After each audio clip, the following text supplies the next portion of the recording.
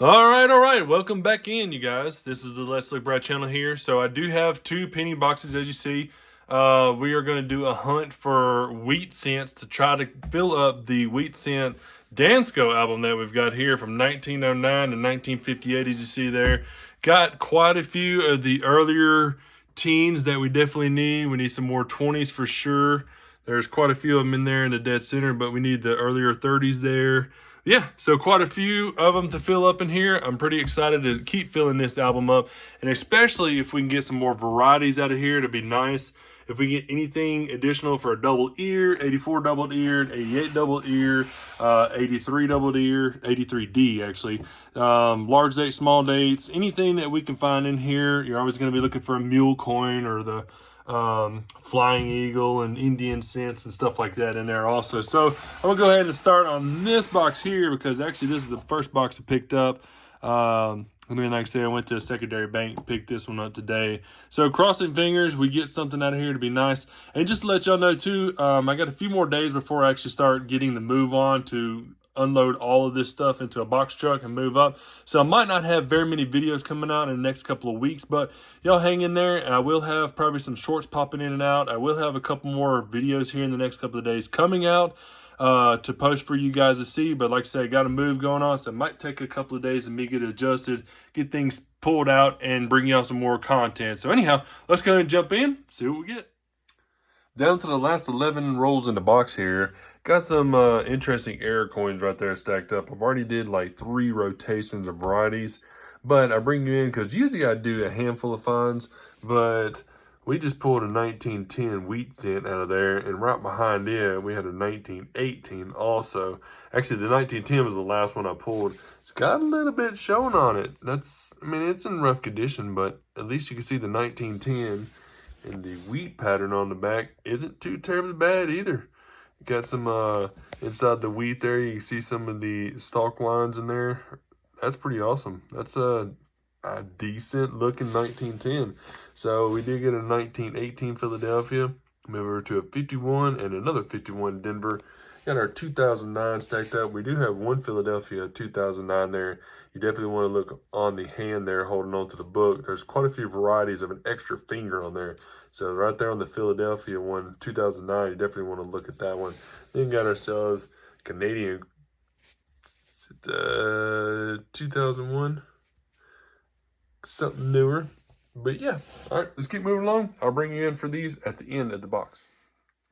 Box number one's knocked out. So I actually checked all the varieties. Didn't have anything in there for any additional errors except for the 3 that we had up under here. I'm kind of sideways. This is a 2010 actually on here. And then this right here, that little piece right there, it definitely looks like it's damaged, but usually if you get a really good scratch or really good cut on these coins, it would be a lot more glossy. It just looks like it's something that might have been in the mint possibly. Like the strike through right there at the bottom. The code error. Spin you around. But yeah, I mean, yeah.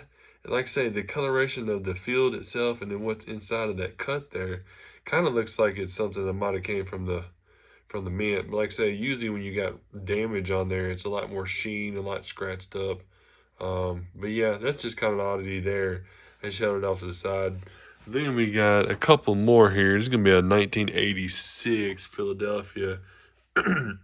This one only had something going on with the end. You see here is a nice little dyed chip right there, and there's a crack runs up to the end and pokes out and stops there. So this is a nice little, it's actually a really decent coin too.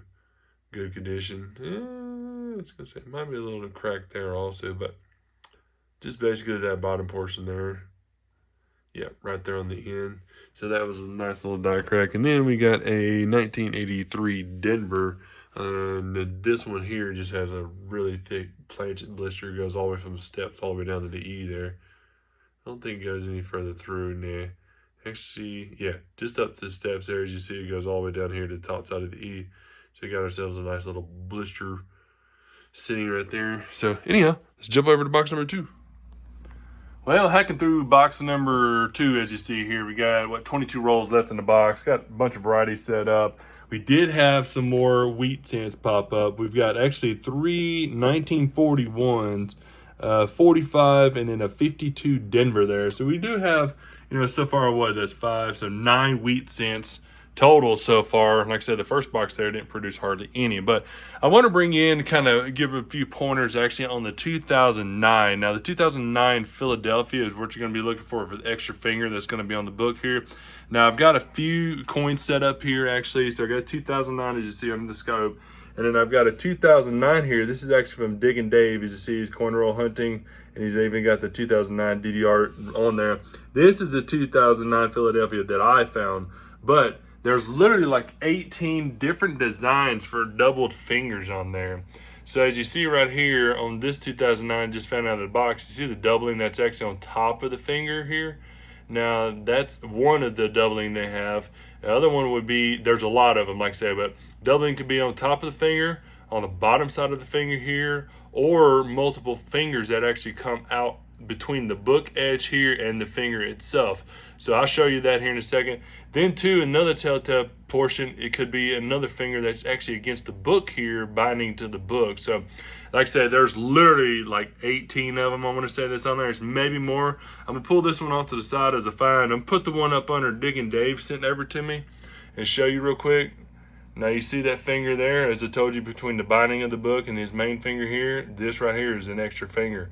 So that's going to be, I want to say it was the 803, FS 803. That's a bigger one you're going to look for. So that's a nice, really cool find, really cool piece that he had sent over to me. And then it's the same thing as the one I had pulled. See that one? That's way more defined on there.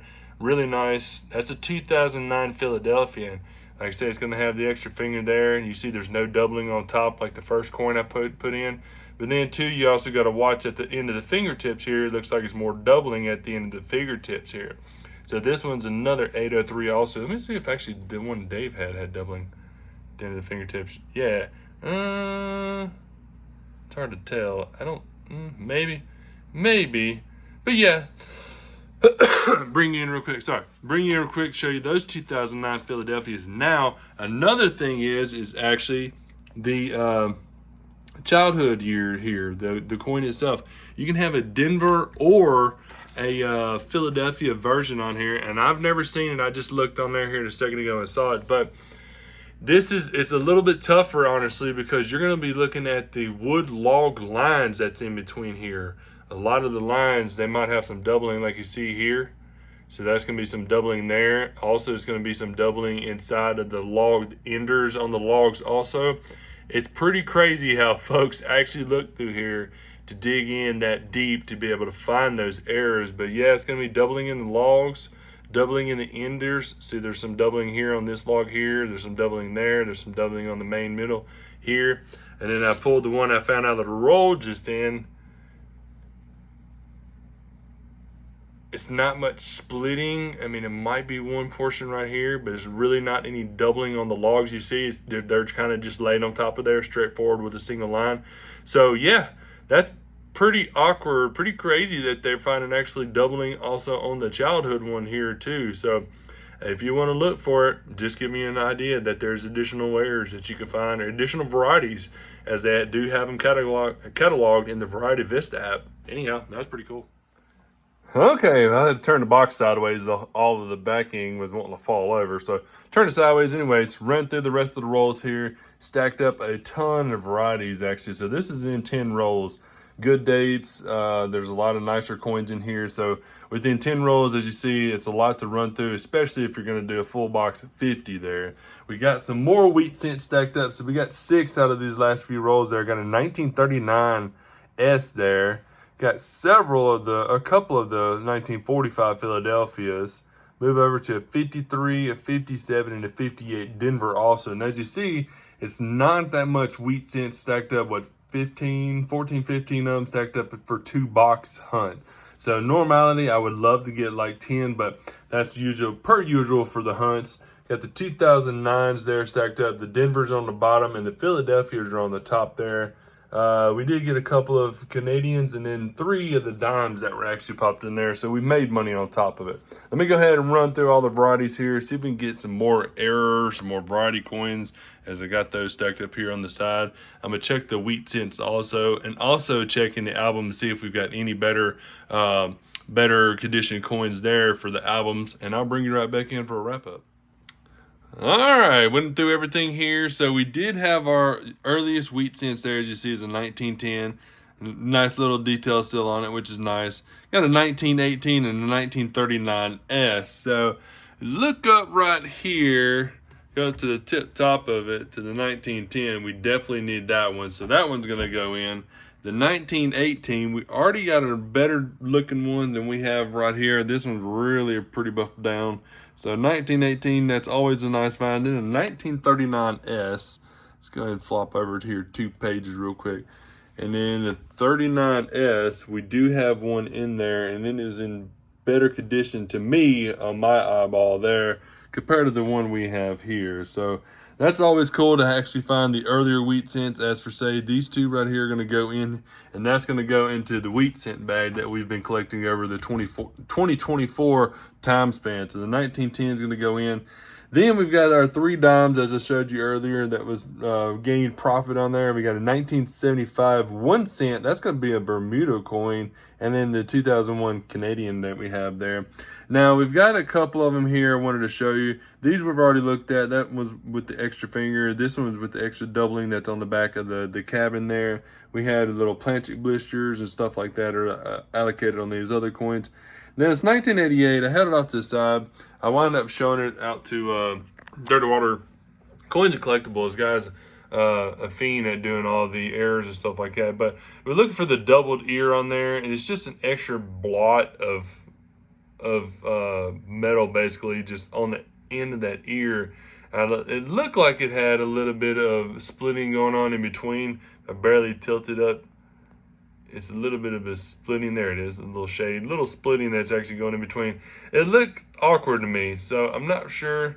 I think it's just probably some extra metal, just a little elongated there, a little more, but that was a little oddity standing off. And then this one right here, which was a 2011. Now, 2011 can have a DDO, and as you see that 2 and that 0, see the 0 is kind of oblong. It's got a little bit of splitting right here, possibly. And on the 2 also, you can see up on the top side there is a little splitting on the bottom of the 2. And the 1s are tougher to call. It might have a little splitting on there, but this would be a DDO. It's like I say, it's a little tougher to see, but the O is a little oblong, and it looks like it's either coming to the southwest or to the north, the southeast or the northwest, the way the splitting is. But like I say, it looks like a DDO. The 2 and the 0 is definitely split. So that's kind of interesting. Nice to find a DDO in there, and one that I haven't really looked for. Plus, you got to look too, because the shield cents do have a lot of varieties on there. There's a lot of errors. Majority of them are Philadelphia, but you will have some on the Denver side there for clashing, stuff like that. So all in all, a pretty good hunt. 2 boxes there. Just wanted to bring y'all in for a little video, something to sit down to, catch a drink.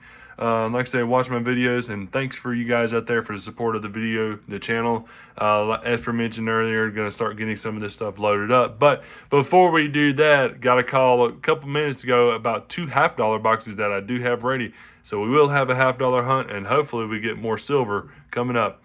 Hope y'all guys have a great day today. Y'all make sure y'all subscribe, and we will see y'all on the next video.